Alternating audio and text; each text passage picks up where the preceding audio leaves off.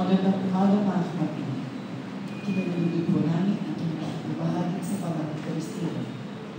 Ngayon ay natalagutong linggo sa karaniwang araw. Ang mamumuna sa ating pagdiriwang ng umaga ay si Reverend Farsa Vita Venco. Magsitayin po tayo.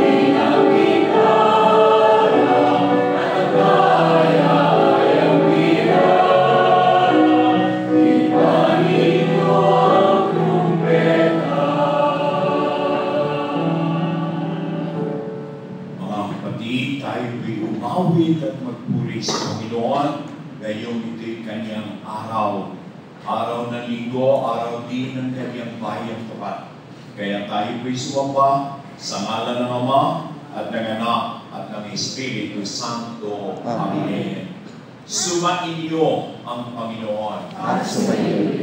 Ngayong umaga, unang linggo ng buwan, ang Panginoon ay alalahanin natin unang sumaatin nung tayo binyagan.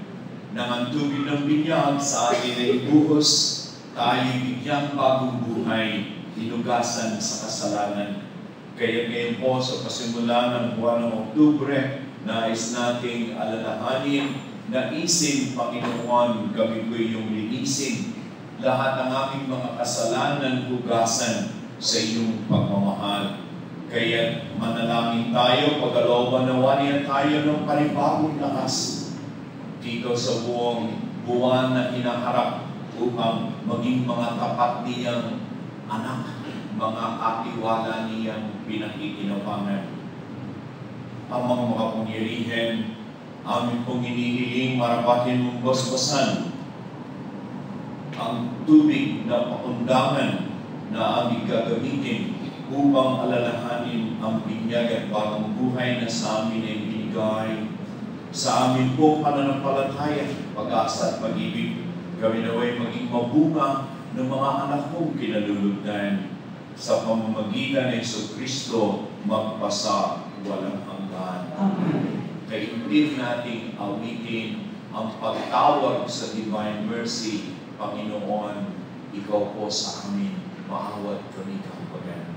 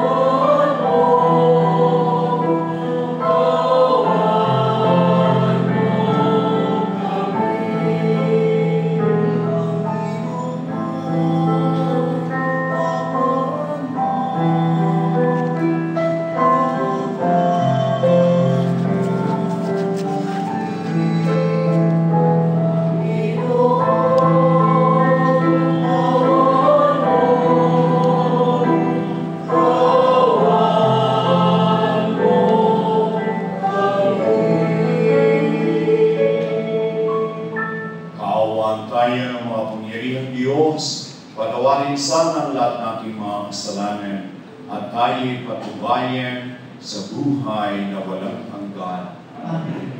Walhati sa Diyos sa kaitaasan. Amen.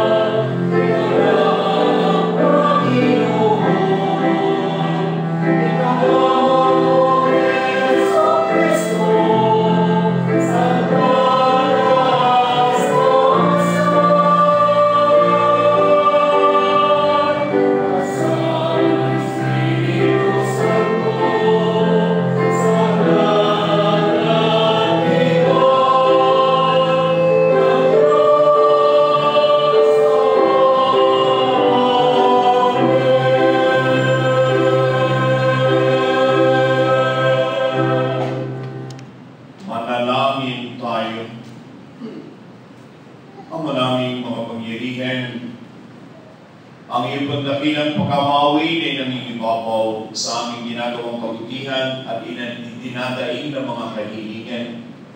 Ang kagandaang lumupo sa amin ay gawin mong magumapaw upang ang kasalanan ay pinapanghingi ng kapatawaran ng buti naming takot na ikaw ay lapitan ay iyong patawarin ng lubusan at ang pinag-aalangan naming hilingin sa pagdarasal ay iyong pong pagbigyan aming makamtan sa pamamagitan ni Jesucristo kasama ng Espiritu Santo, Diyos, magpasawalang hanggan.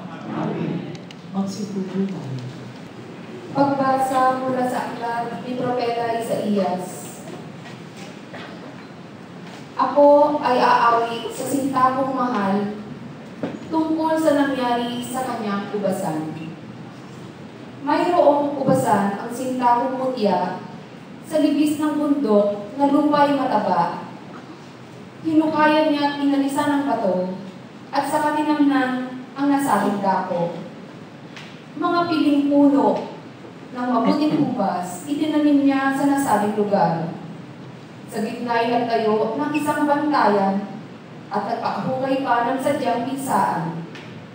Pagkatapos nito ay naghintay siya na ang kanyang tanim ay magsipamunga. Ngunit ano ito? Pagdating ng araw, ang kanyang napitas ay ubas na ligaw.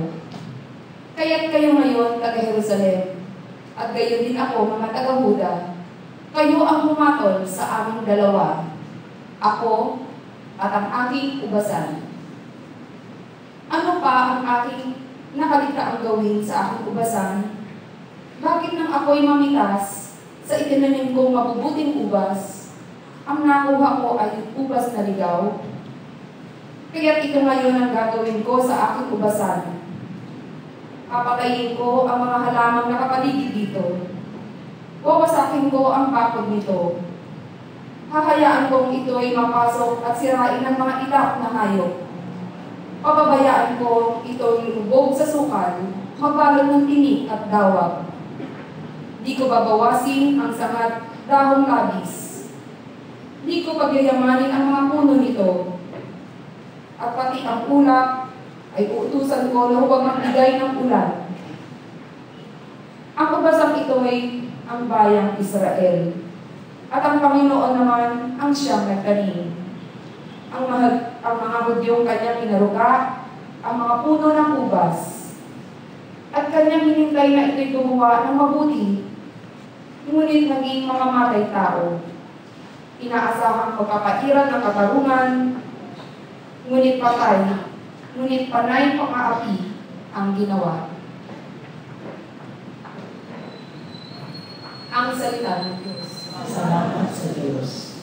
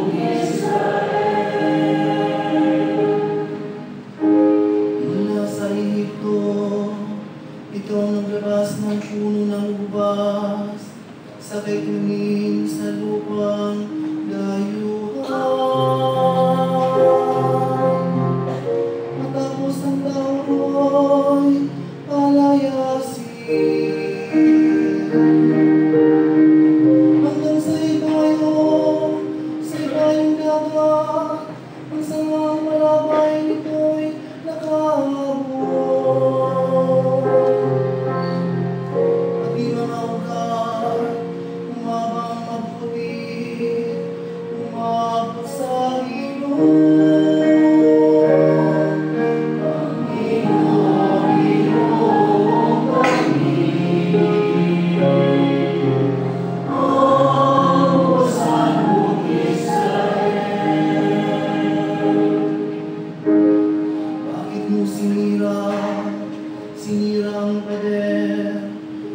kaya napasok nitong dumaraan.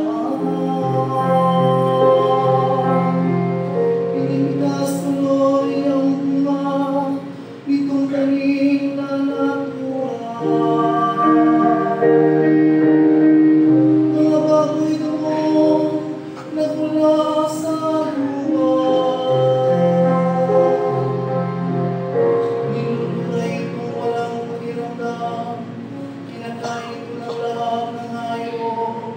Pawang nasa paraan.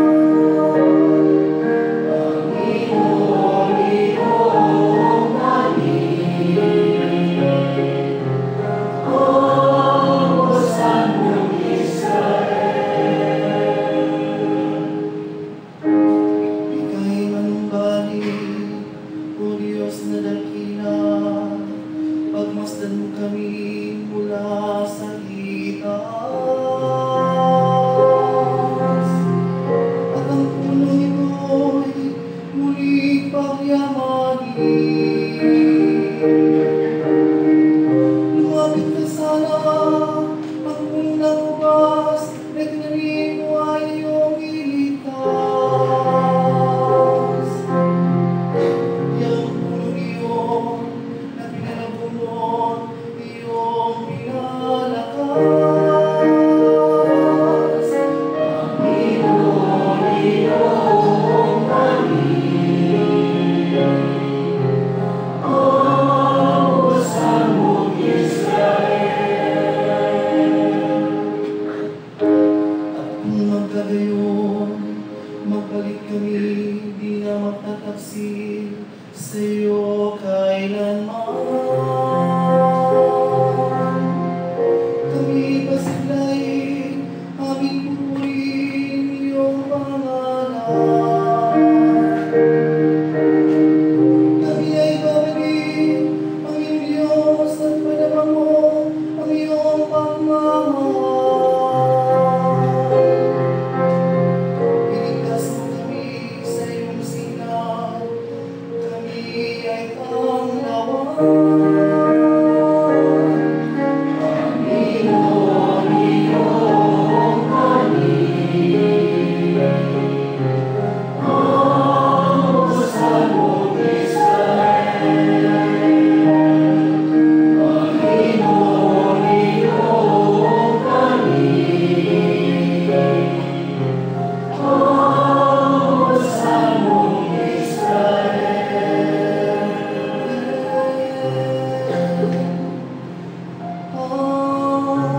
Ang usan mong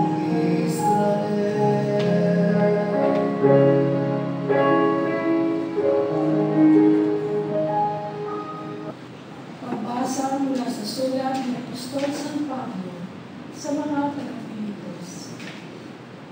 Mga kapatid, huwag kayong mag-alisa tungkol sa anumang bagay. Sa halip ay hingin ninyo sa Diyos ang lahat ng inyong kailangan sa pamamagitan ng panalangin may pasasalamat. At ang di malirik na kapayapaan ng Diyos ang mag-iingat sa inyong puso at pag-iisip sa pamamagitan ni Kristo Jesus. Sa wakas, mga kapatid, dapat maging laman ng inyong isip ang mga bagay na karapat-dapat at kapuri-puri. Mga bagay na totoo, marangal, matalim, malinis, kaibig-ibig, at kagalang-galang. Isagawa ninyo lahat ng inyong natutuhan, tinanggap, narinig, at nakita sa akin. Kung magkagayon, sa inyo ang Diyos na nagbibigay ng kapayapaan. Ang salita ng Diyos. Salamat sa Diyos. Magsitayo po tayo.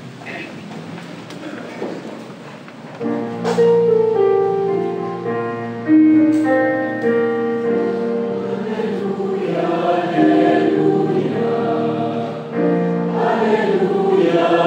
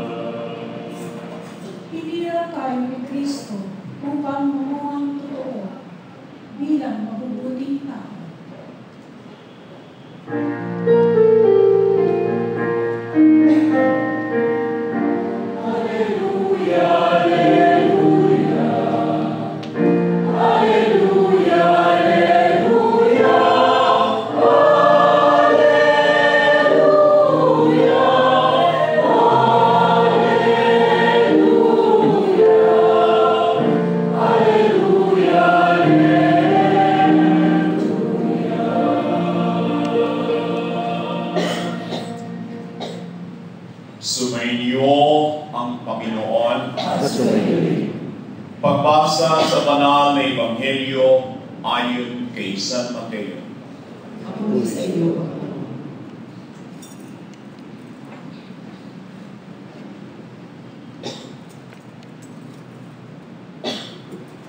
Noong panahon iyon, sinabi ni Jesus sa mga punong saserdote at matatanda ng bayan, "Pakinggan ninyo ang isa pang talinghaga. May isang taong nagtanim ng ubas sa kanyang bukid at ito'y pinakura niya. Gumawa siya roon ng pisaan ng ubas at nagtayo ng isang mataas na bantayan. Pagkatapos, kanyang iniwan sa mga kasama ang ubasan at siya'y nagtungo sa ibang lupain. Nang dumating ang panahon ng pitasan, pinapunta ng may-ari ng ubasan ng kanyang mga alipin upang kunin sa mga kasama ang kanyang kaparte. Ngunit sinugawa ng mga kasama ang mga alipin. Binugbog nila ang isa, pinatay ang ikalawa, at binato naman ang ikatlo. Pinapunta uli ng may-ari ang mas maraming alipin. Ngunit gayon din ang ginawa ng mga kasama sa mga ito. Sa kahuli-huli ay pinapunta niya ang kanyang anak na lalaki. Igagalang nila ang aking anak, wika niya sa sarili. Ngunit nang makita ng mga kasama ang anak, sila'y nag-usap-usap. Ito ang tagapagmana. Halika kayo, patayin natin nang mapa sa atin ang kanyang mamanahin. Kaya siya'y sinugaban nila, inilabas sa ubasan at pinatay. Pagbalik ng may-ari ng ubasan, ano kaya ang gagawin niya sa mga kasamang iyon? Sumagot sila, lilipulin niya ang mga buhong na iyon at paalagaan ang ubasan sa ibang kasama na magbibigay sa kanya ng kaparte sa panahon ng pamimitas. Tinanong sila ni Jesus, "Hindi ba ninyo nababasa ang talatang ito sa kasulatan? Ang batong itinakwil ng mga tagapagtayo ng bahay ay siyang naging batong panulukan. Ginawa ito ng Panginoon at ito'y kahanga-hanga. Kaya nga, sinasabi ko sa inyo, hindi na kayo ang paghaharian ng Diyos, kundi ang bansang maglilingkod sa Kanya ng tapat." Mga kapatid, ang mabuting balita ng Panginoon. Ang tawag sa Kristo, ang sipupunan.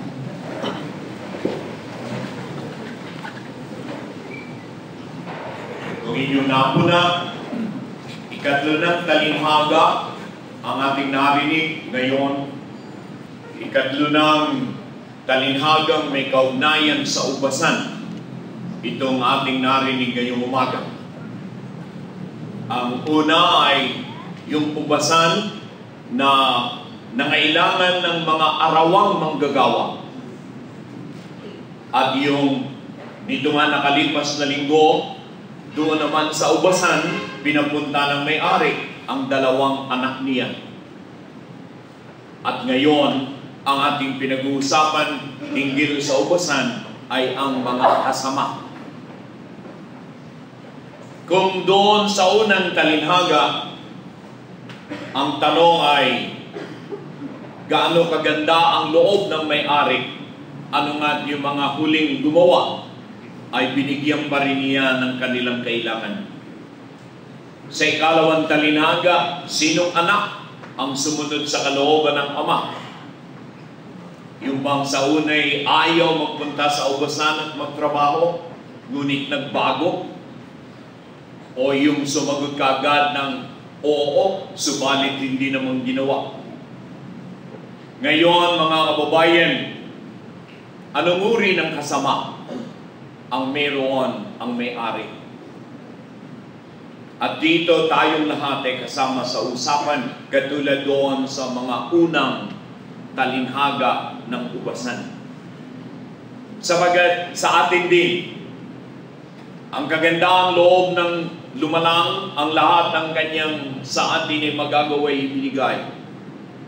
Tayo'y pinagkatiwalaan Tayo ang itinalagang mamahala ng galing sa Kanya. Ano ang ating ginagawa? Ito'y kanya-kanya ng sagot. Tayo ba'y may mga bunga na sa Kanya'y naibibigay sa panahon ng anihan? Meron ba tayong mga nagagampanan na kalugod-lugod sa may-ari? O tayo ba'y kabilang doon sa mga kasama na meron palang nilalayon? Lumitaw ang kanilang tunay na kagustuhan na ang anak mismo ang sa kanila'y papuntahin. Ayaw nilang magbigay ng kaparte sa may-ari. Bakit? Gusto pala nilang angkinin ang mana. Gusto pala nilang maging kanilang ubasan. Ayaw pala nilang manatiling mga kasama lamang sumusunod sa kalooban ng may-ari. Gusto nilang sila ang Panginoon. Mga kababayan, ito'y isang matinding sakit ng tao. Sabagat simula pa kay Adan at kay Eva, naroon na yung pagnanasa. Kalooban nilang masunod. Walang sa kanila'y nag-uutos. Narinig na ba ninyo yung katwiran? Nabasa na ba ninyo yung mga rason na ibinibigay ng iba't ibang tao? Halimbawa na, katawan ko ito, akin ito, magagawa ko gusto ko. Tiyan ko ito, anumang laman nito na gusto kong ilaglag. Ako masusunod. Buhay ko ito. Nasa akin kung ito'y sawa na ako, tapusin ko na. Buhay ko ito, ako ang magpapasiya kung ano ang mangyayari dito. Tayo'y mga katiwala. Mga pagkakataon sa ating binigay, mga biyaya. Ngunit, naroon yung tukso. Gawin ko ang gusto ko. Wala akong kilalaning sa akin ay gumagabay, nag-uutos, nagpapaalaala. Ayokong sa akin may nangunguna. Kaya pagkakataon ko na, lahat ng maaangkin ko'y aangkinin ko. Tayo'y saksi dito, tayong mga Pilipino. Tayong nagsasabing mga religyoso tayo, kumikilala sa Diyos. Totoo ba, mga kababayan ko? Hanggang saan natin kinikilala ang Diyos? May mga nagsasabing pagdating na sa silid tulugan, doon ay wala ng Diyos. Kami na lamang ng kung sino man yung kasiping ko.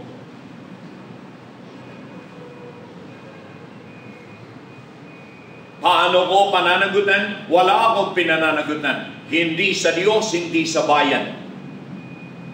Gagawin ko, gusto ko, sa anumang pagkakataon ko na yun. Pasensya na kayo. Pagkakataon ko ito.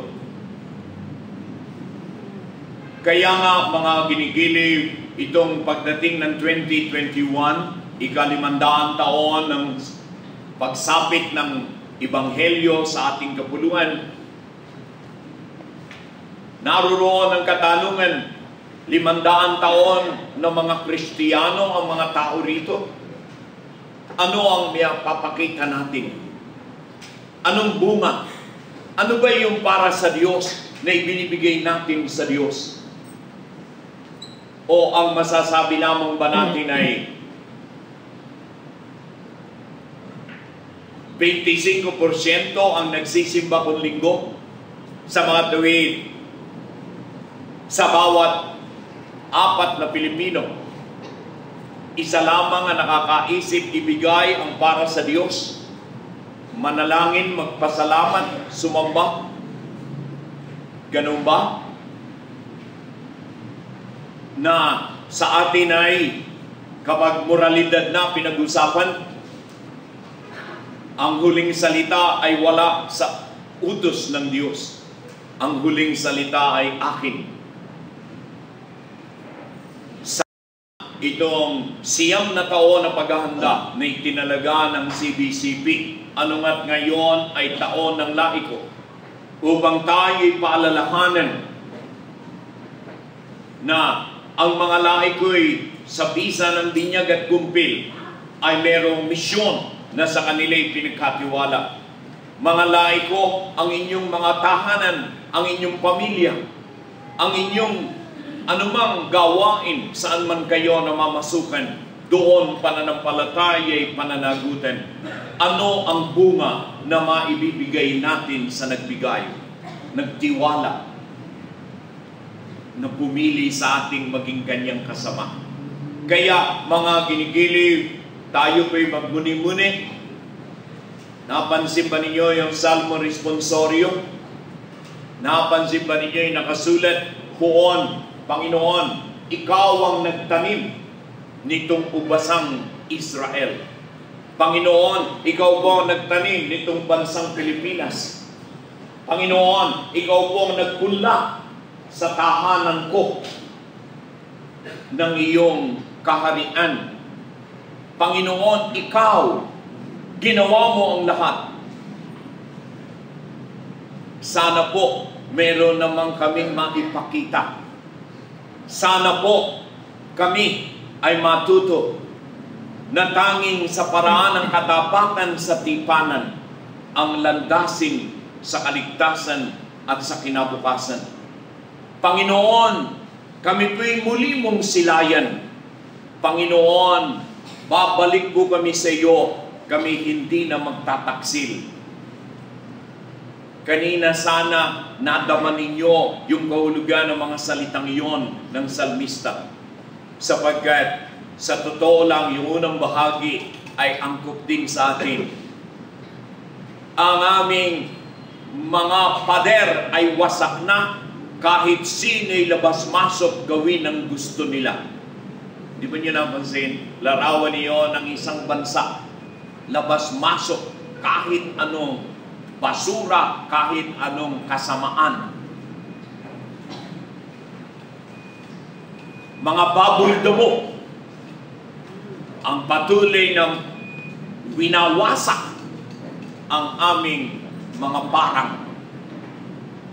Panginoon, Ikaw po ang nagtanim ng pananampalataya dito sa Pilipinas. Huwag mo po kaming pabayaan. Silayan mo po kami. At kami na may nangangako ng aming katapatan. Ititigil na po namin ang aming kataksilan. Amen.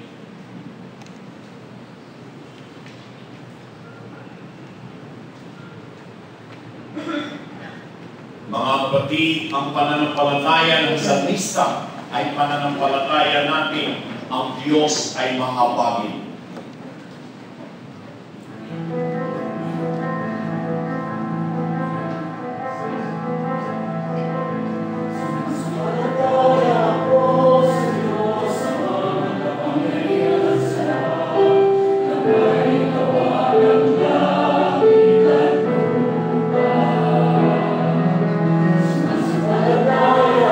Cristo, mi sana na Dios.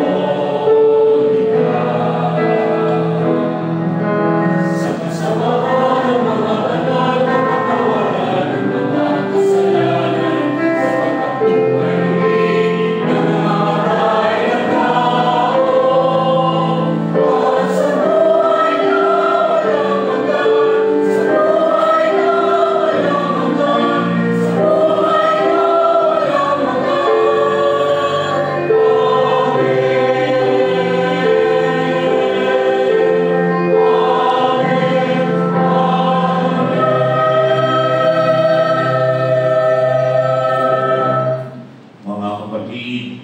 Nagpapasalamat po tayo sa pagtitiwala ng Panginoon at sa Kanyang pagiging bukas palad sa atin. Idulog natin ang ating mga kahilingan sa Kanya para sa lahat ng pangailangan ng sangkatauhan, ng Santa Iglesia, at ng bawat isa sa ating, lalo na ng ating mga pamilya. Sabihin po natin, Panginoon, dinggin mo kami. Panginoon, dinggin mo kami. Nawa, maging laging handog sa Panginoon ang buong pamayanan ng mga Katolikong sumasampalataya, ang mga bunga ng katapatan, magiging masunurin at paglilingkod. Manalangin tayo. Panginoon, dinggin mo kami. Nawa, gabayan tayo ng lahat nating pinunong espiritual at pambayan sa pamamagitan ng mabuting halimbawa ng tapat na paglilingkod sa Panginoon at sa gayoy maitatag ang kaharian ng Diyos sa lupa. Manalangin tayo. Panginoon, dinggin mo kami.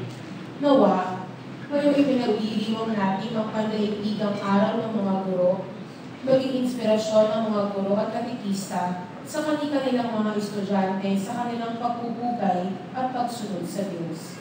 Manalangin tayo. Panginoon, dinggin mo kami. Nawa, magbungang sagana ang mga pagsisikap ng ating mga misyonero at voluntaryong laiko sa mga bansang kanilang pinaglilingkuran. Manalangin tayo. Panginoon, dinggin mo kami. Nawa, magpugay sa Diyos ang ating pamayanan at mga mag-anak sa lahat ng oras at kuskusin ang kanilang mga isipan ng pawang mabuti, dalisay at banal. Manalangin tayo. Panginoon, dinggin mo kami. Nawa, lahat ng mga kasali sa sinod ng mga obispo na nagsisimula ngayon ay kuskusin ng banal na espiritu habang kanilang tinatalakay ang mga balakid sa mga pamilya sa pagpapalaganap ng mabuting balita. Manalangin tayo. Panginoon, dinggin mo kami. Tingin natin panalangin ang ating mga pansariling kaibigan.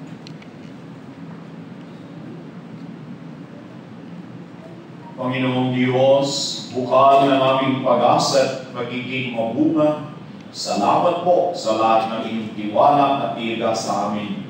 Nawa ang aming buhay ay maging awit ng papuri at pasasalamat sa iyo na nabubuhay at nagahari magpasa walang hanggan. Amen. Magsiupo po tayo.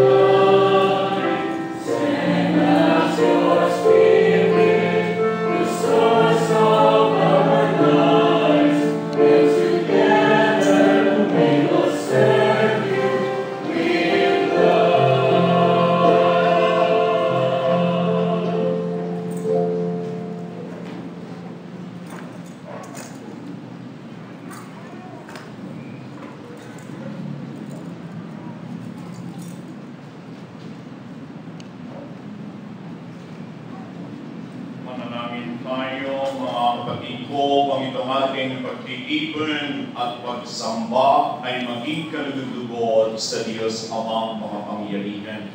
Ang pagpinawa ng Panginoon, ito paglalay sa iyong kamay, sa kasurihan niya at karangalan, sa ating kapangkapan, sa buong sambayan. Ama, tanggapin mo ang pag-ahay ng mga alay na iyong inihakabilin at sa pagtiriwang ng dapat naming ganapin ang kabanalan ng iyong pagliligtas naway sumaamin sa pamamagitan ni Jesucristo kasama ng Espiritu Santo magpasawalang hanggan. Amen. Sumayin niyo ang Panginoon At sumayin, itaas sa Diyos ang inyong puso at diwa. tinaas namin sa Panginoon. Pasalamatan natin ang Panginoong ating Diyos. Marapat na siya ay Salamat. Ama naming makapangyarihan, tunay kong marapat ikaw ay aming pasalamatan. Kahit na ikaw ay pinagtaksilanan sa kalauhan, patuloy pa rin po ang iyong pagmamahal. Ikaw na ang nagpuno sa aming pagkukulang, ikaw pa rin ang nagsugo ng tutubos sa tanan. Ang sugo mong anak ay naging dinay ka sa amin. Bagamat di niya tinularan ang aming pagkamasuwahin, niloob mo ito upang iyong mamala sa aming pagkataong dili mong anak. At kami tumayan mong may pag-ibig na tulad ng pagtatangi mo sa Kanya ng higit sa lahat. Ang katapatan niya sa iyong walang mahal, ang nagpanumbalik na muli sa amin ng iyong kasiyahan at ng iyong pagtingin na aming ipinagsinong ikaw ay suwayin. Kaya kaysa ng mga anghel na nagpupuri sa iyong walang umpay sa kalangitan, kami po dito sa EDSA Shrine ay nagbubunyi sa iyong kadakilaan.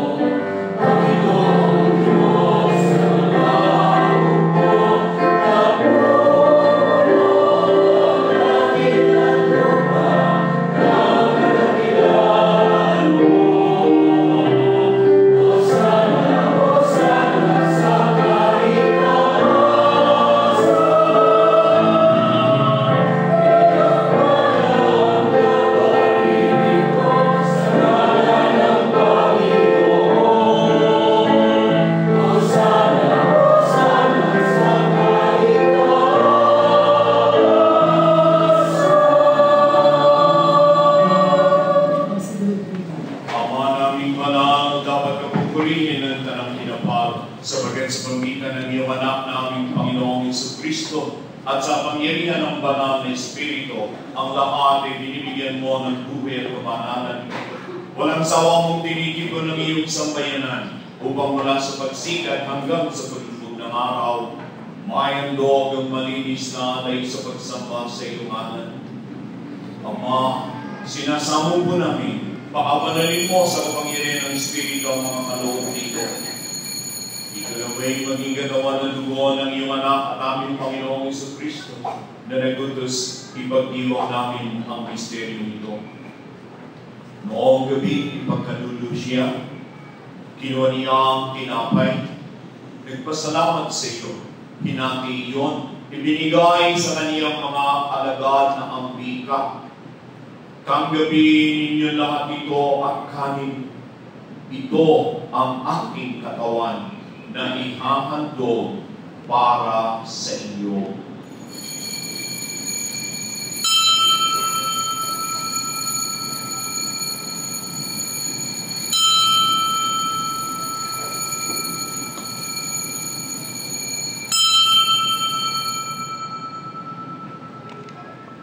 Kaya hindi naman matapos sa mapunin, kinuha niya ang kalis na may alak. Muli nagpasalamat sa iyo at ibinigay niyon sa mga alagad at ang wika. Tanggapin ninyo lahat ito at inumin. Ito ang kalis ng aking dugo, dugo ng bago at walang hanggang timan, na para sa inyo at para sa lahat ay bubuhos sa iyong pagpapatawad ng mga kasalanan. Gawin ninyo ito sa pag-alaala sa akin.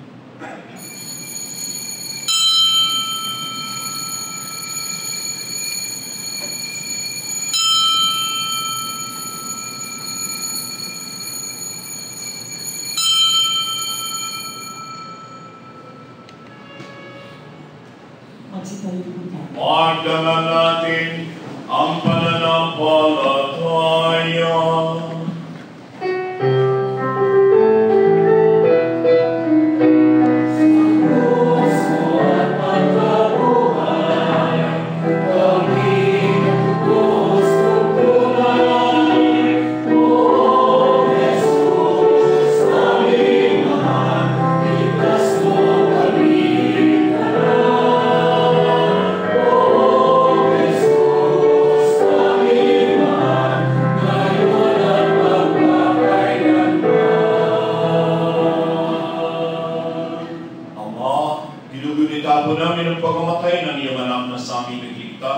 Hindi ng kanyang muling pagkabuhay at pagkakyat sa kalamitan. Samantalang ang kanyang pagbabalik ay pinananabikan. Kaya bilang pasalamat ngayon kami niaalay ang buhay at banal na pagkain ito. Ito ngayon mo handog na iyong sabayanan. Basta mo po ang iyong anak na nagalay ng kanyang buhay upang kami muling ipakipagkasundo sa iyo. Loobin mo kaming tatanggap sa kanyang katawan at dugo ay mapuspos ng Espiritu Santo at maging isang katawan, mga kadiwa ni Kristo. Kami nawa ay gawin niyang handog na habang panahong nakatalaga sa iyo. Tulungan nawa niya kaming maggamit ng iyong pamana. Kaisa ng ina ng Diyos ang mga Birheng Maria, kaisa ni San Jose na kanyang kabiyak, kaisa ng mga apostol at lahat ng mga banal na aming inaasang laging nakikiusap para sa aming kapakanan. Ama, ang handog po ito ng aming pakikipagkasundo sa iyo. Magbunga nawa ng kapayapaan, kaligtasan, pagbabago para sa sandaigdigan. Patatagin mo sa pananampalataya at pag-ibig ang iyong Santa Iglesia naglalakbay sa lupa. Kasama na iyong lingkod na si Papa Francisco, ng aming obispo, si Luis Antonio, ng mga obispo ng buong kaparian at ng iyong piniling sambayanan. Hingin mo ang mga kailingan ng iyong angkan na tinipon mo po sa iyong harapan. Amang bawali, kukupin mo, pag-isahin ang lahat ng iyong mga anak sa bawat panig at sulok ng daigdig. Kaawaan mo pagpatuloyin sa iyong kaharian ang mga kapatid namin yumauna at ang lahat ng lumisan na sa mundo ito, taglay ang pag-ibig sa iyo. Kami po'y maasang makararating sa iyong piling at sama-sama magtatamasa ng iyong kaligningang walang malig sa pagkadaming masisilayan ng iyong kagandahan sa pamamagitan ng aming Panginoong Jesucristo na siyang pinagdaraanan ng bawat kaloob mo para sa aming kabutihan. Sa pamamagitan ni Kristo, kasama niya at sa Kanya, o Diyos amang makapangyarihan, ikaw ay pinupuri at pinagdarama, kaisa ng Espiritu Santo, magpasaw walang hanggan.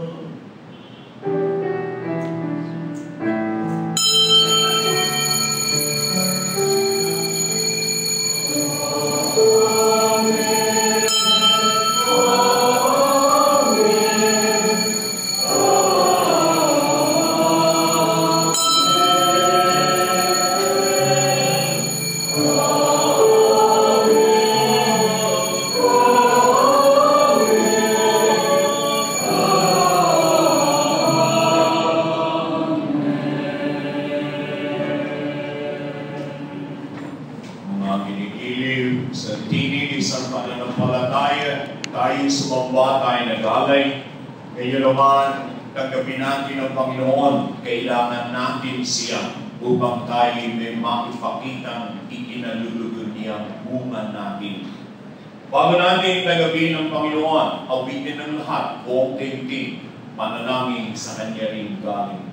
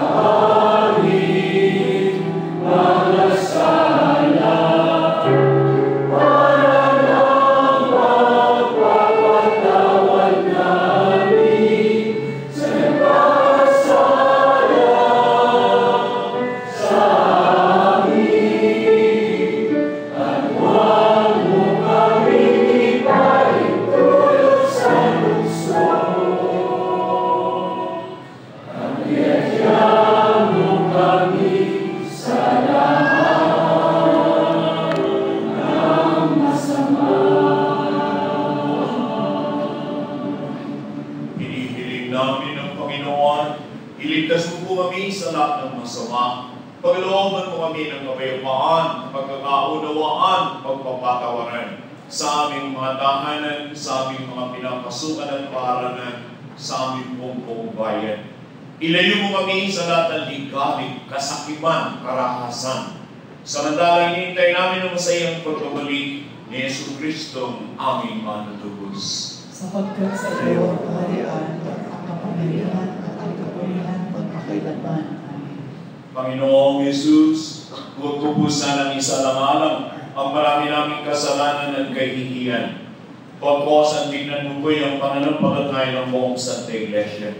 Paglaon mo kami ng kapayapaan, pagkamay sa pagbabago, kaunlaran, ayon sa ikasisya ng iyong kalooban, nabubuhay ka nag-ahari, magpasawalang hanggan. Amen.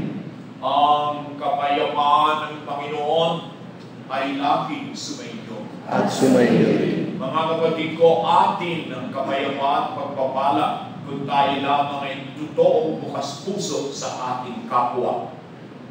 Magpahayag po tayo ng pakikipagkapwa-tao pagmamahal sa ating pagbabatian.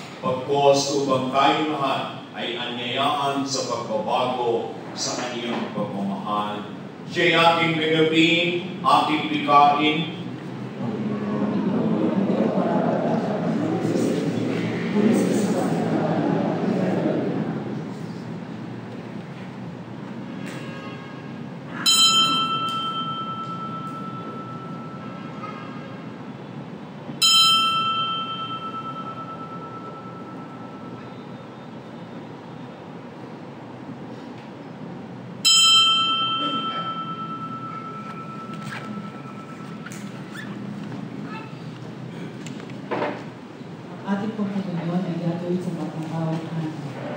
Nagagawin po kayo sa intention sa anak ko.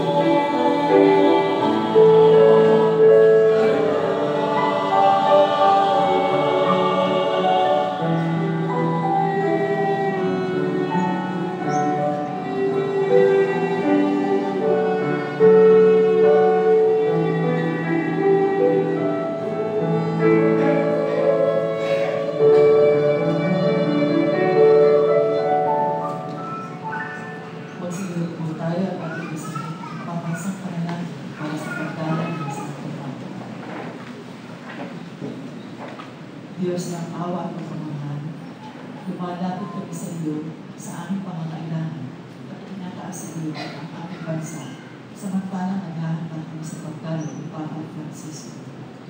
Sa bawat kahilingan, ating itutugon, bastasan mo ang iyong simbahan, Panginoon. Upang kami ay maging matapat sa Santo Papa, ang inatawan ni Cristo sa lupa, manalangin tayo. Upang matabi kami na makatagpo at makinig kay Papa Francisco, manalangin tayo. Upang kami maging mapagmalasakit sa mga dukha at nangangailangan, manalangin tayo. Upang kami maging mawain sa at nawawala, manalangin tayo. Upang maging mapagkumbaba kami na ipisan ang aming mga kasalanan at pagbalik loob sa Diyos, manalangin tayo. Upang kami malilig at matainting at tumagkap ng banal na komunyon, manalangin tayo. Manalangin tayo. Diyos na aming Ama, kaming lahat ay iyong mga anak. Gawin po kami bansang mga baging at mapagmalasakit na nananabik makatagpo sa Papa Francisco. Gawin po kami bansang mga banal at bayanan sa pamamagitan ng Kristo ng aming Panginoon. Magstayo po tayo. Manalangin tayo. Ama naming mapagmahal, ipagalob mo sa pagsasalo namin sa pagkain iluming banal, kami maging katawan ni Kristo sa aming pinakinabangan sa pamamagitan niya kasama ng Espiritu Santo magpasawalang hanggan. Amen.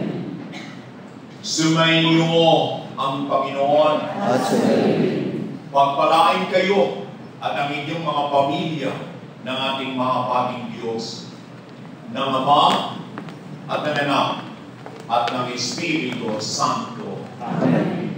Mga ginigiling, tayo lahat ay pinagpala sa banal na misang ito. Tumayo, huwag nating kalimutan. Tayong mga kasama, dapat tayong may bungang maipakita. Salamat sa iyo.